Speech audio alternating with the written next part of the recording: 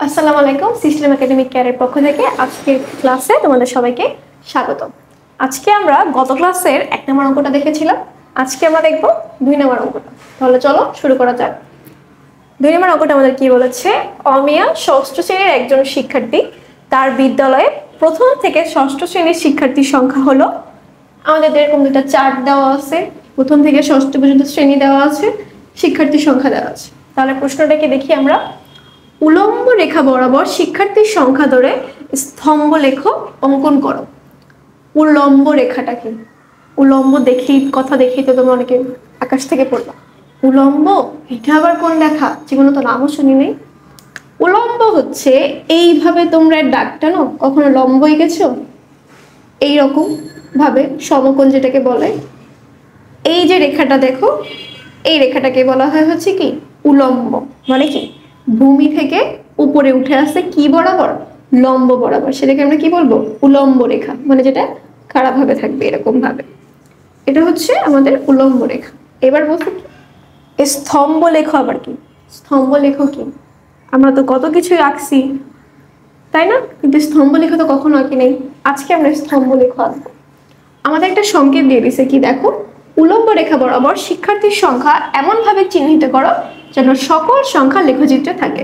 সকল সংখ্যাটা যেমন এই যে 180, 160, 150, 170, 190, 200, এই সংখ্যাগুলো যেন আমাদের উলম্ব রেখা বরাবর থাকে।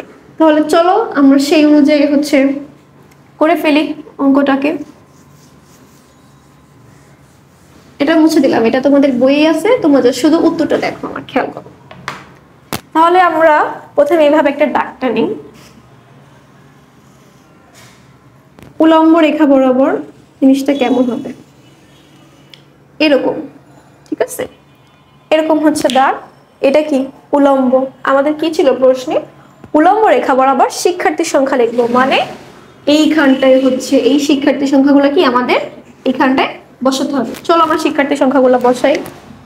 প্রথমে আমরা লিখে নিই যে এই সাইডে হচ্ছে কি শিক্ষার্থী সংখ্যা,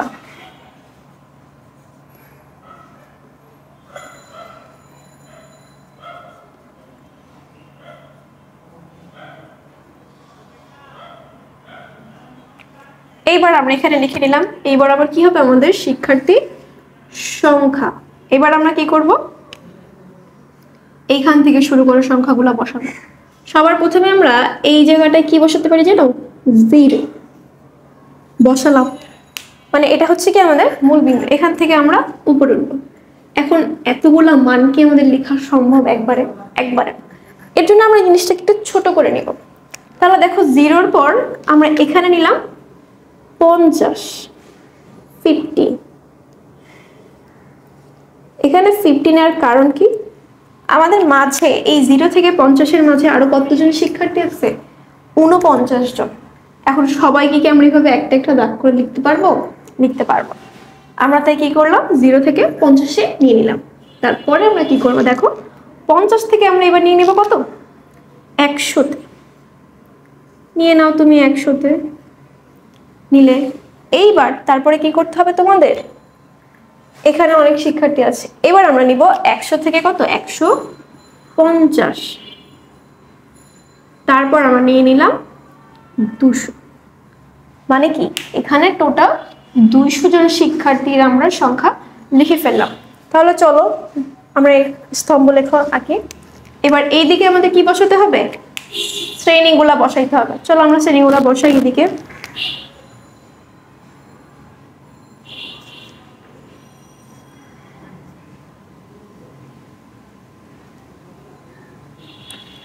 এই দিকে ধরো আমরা বসালাম প্রথম শ্রেণী, প্রথম, তারপরে আমরা দিলাম হচ্ছে দ্বিতীয়, তারপর হচ্ছে তৃতীয়,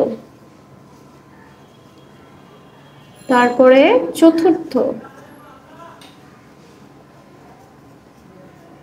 পঞ্চম, আর সবশেষে আমাদের কি যাবে, ষষ্ঠ।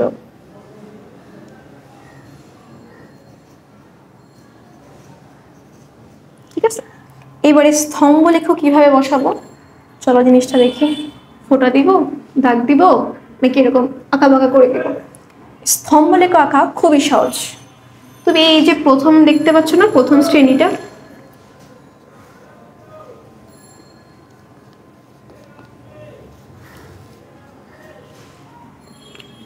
এই যে প্রথম শ্রেণী, তাহলে আমার প্রথম শ্রেণীবার আমার শিক্ষার্থী কত ছিল? 180, মানে কি 200 থেকে একটু কম হবে।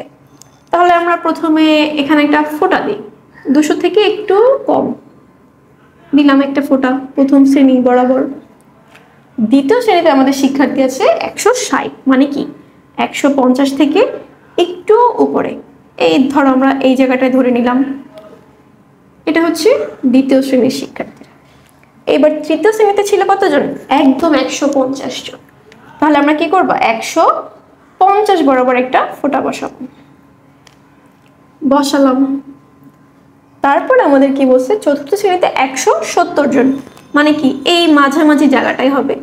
150 আর 200-র মধ্যে 170 আমরা পাচ্ছি, তাহলে এই মাঝামাঝি জায়গাটায় আমরা বসাই চতুর্থ শ্রেণীরটা। এই জায়গাটায় ধরো চতুর্থ শ্রেণী। পঞ্চম শ্রেণীতে আছে কতজন? 190 জন, মানে 200 থেকে আরেকটু কাছাকাছি। ঠিক আছে, তাহলে চলো 200 থেকে আরেকটু কাছাকাছি আমরা বসাই পঞ্চম শ্রেণীতে 190 জন। এই যে আমরা এখানে বসালাম 190। এবার ষষ্ঠ শ্রেণীতে কতজন আছে আমাদের? 200 জন। তাহলে একদম ঠিক এই 200 বরাবর হচ্ছে আমরা কি করব? ষষ্ঠ শ্রেণীতে বসাবো। এই যে 200 বরাবর বসিয়ে দিলাম। এইবার আমাদের কি করতে হবে জানো? এবার হচ্ছে সবচেয়ে মজার কাজ। প্রথমে আমরা ফোঁটাগুলো বসিয়ে দিলাম আমাদের বোঝার সুবিধার্থে, তাহলে আমাদের কোনো উল্টাপাল্টা হবে না। আর হ্যাঁ, অবশ্যই এই চারটা তোমরা ট্রাই করবা পেন্সিল দিয়ে আঁকার সময় পরীক্ষার ক্ষেত্রে। তো চলো এবার আমরা কি করব? এই যে আমরা ফোঁটাটা দিছি, এইবার আবার ক্রিকেট স্ট্যাম্প আঁকবো।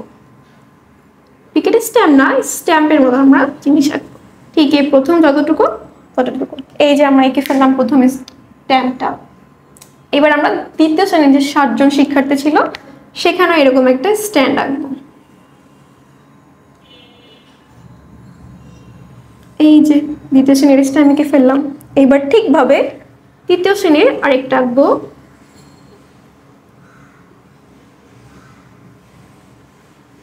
একইভাবে চতুর্থ শ্রেণীরটাও এঁকে ফেলবো।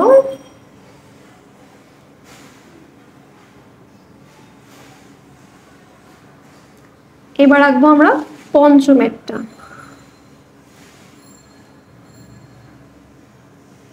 তারপরে সর্বশেষে কি আছে আমাদের? ষষ্ঠ। এখানে কতজন শিক্ষার্থী? 200 জন শিক্ষার্থী। এই যে আমাদের স্তম্ভলেখাটা হয়ে গেল। এটাই হচ্ছে কি আমাদের স্তম্ভলেখ। এই ফোঁটাগুলা তোমরা যেহেতু পেন্সিল দেখবা, আঁকা হলে মুছে দিবা। আমরা বোঝার সুবিধার্থে আমরা ফোঁটা দিয়ে নিয়েছি যাতে আমাদের বুঝতে কোনো অসুবিধা না হয়। তাহলে এই যে হয়ে গেল আমাদের কি স্তম্ভলেখ। তোমরা সবাই এখন দেখে বলবে বাহ, এটা তো খুবই মজার, এরকম চারকোনা চারকোনা বক্স থাকতে হবে, তাই না? চলো আমরা অঙ্কটা আরেকবার একটু বুঝে আসি। তোমাদের বলছিল উলম্ব রেখা বরাবর, মানে এই যে রেখাটা তোমরা টানবা, এই রেখা বরাবর কি লিখবা? শিক্ষার্থীর সংখ্যা। তোমাকে প্রশ্নে বলেই দেওয়া হয়েছিল। এই দিক বরাবর কি হবে? শ্রেণী। লেখার পরে তুমি এখানে ব্যবধান দিয়ে করছো কেন বলো তো? কারণ এত ক্ষুদ্র ক্ষুদ্র বা এত ক্ষুদ্র সংখ্যা তুমি এখানে লিখতে পারবে না। এর জন্য আমরা কি করেছি? 0 থেকে শুরু করে 50 দিয়েছি। এর মাঝখানে আর কতজন শিক্ষার্থী আসছে? 49 জন। সেম ভাবে 50 থেকে 100 জন শিক্ষার্থীর মাঝখানে আমরা গ্যাপ দিয়েছি। এখানেও বেশ কিছু শিক্ষার্থী আমাদের আছে। 100 থেকে 150-র মাঝে আর একটা গ্যাপ দিয়েছি, এখানেও শিক্ষার্থী আছে। 150 থেকে 200-র মাঝখানেও হচ্ছে গ্যাপ দিয়েছি শিক্ষার্থীদের বোঝানোর জন্য। তারপর আমরা মান বসাবো। প্রথমে কতজন ছিল? 180 জন। আমরা এই যে 180, তার মানে কি হবে? 200 থেকে বেশ খানিকটা নিচে। এই যে আমরা 180 দিয়েছি এখানে, ঠিক আছে? তারপরেরটা আমাদের কি বলছিল? দ্বিতীয় শ্রেণীতে 160 জন। 160 কি হবে? 150 থেকে একটু উপরে। এই যে 150 থেকে একটু উপরে। তারপর আমাদের কি বলছিল? চতুর্থ শ্রেণীতে কি হবে? 170। 170-এরটা কি হয়েছে? হালকা এই যে একটু উপরে গেছে 160 থেকে। তারপরেরটা পঞ্চমে ছিল আমাদের 190, এই যে 190। আর তারপরে আমাদের কি ছিল? ষষ্ঠতে কত গিয়েছে? 200। টোটাল 200 জন শিক্ষার্থী আমাদের। ঠিক আছে, তাহলে এটাই ছিল তোমাদের 2 নম্বর অঙ্কটা। স্তম্ভ লেখো, উলম্ব লেখো দেখে তোমরা অনেক ভয় পেও না, অঙ্কটা এইভাবে আসবে। এরকম আরো আমরা অঙ্ক দেখবো সামনে ইনশাল্লাহ। তো আজকের ক্লাস আমি এখানে শেষ করছি। আজকে ক্লাসে তোমাদের থাকার জন্য সবাইকে অসংখ্য ধন্যবাদ। আসসালামু আলাইকুম।